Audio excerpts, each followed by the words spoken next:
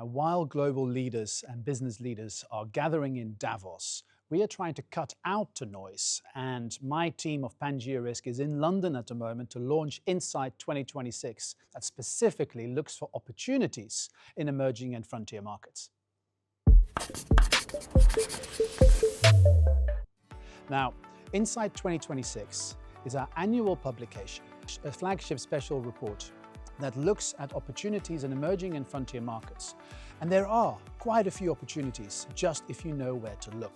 And I think that's absolutely key, because we are very much distracted at the moment by noise coming out of global media talking about Greenland and talking about the Trump factor and talking about tariffs and sanctions.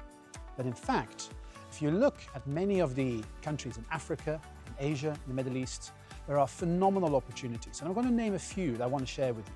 First of all, we're seeing the infrastructure financing gap shrink because we're seeing alternative sources of financing, not just China, but also the Middle East and Turkey, Western sources of financing like Europe and the US, all bringing in new funding for massive rail and port logistics corridor projects, particularly in Africa, but also in Central and South Asia.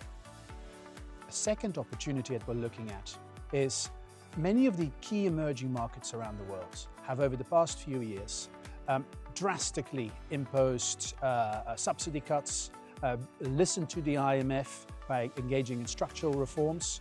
And of course, these type of reforms take years to actually trickle down. They're painful for local communities, but at the same time, we're now seeing countries like Nigeria, like Sri Lanka, like Turkey, seeing the benefits of those economic and structural reforms.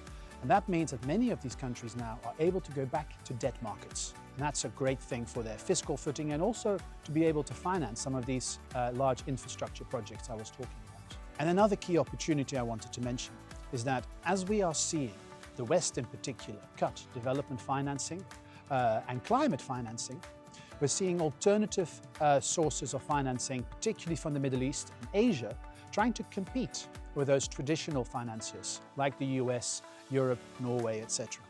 That means that emerging markets can now tap in to a variety of different development finance and multilateral finance streams to then crowd in private investors and seek alternative sources of financing. We're talking about diaspora bonds, we're talking about blue and green bonds, panda bonds, outreach to many different debt instruments that over the past few years, coming out of the pandemic, many countries in Africa or South and Southeast Asia were unable to tap into.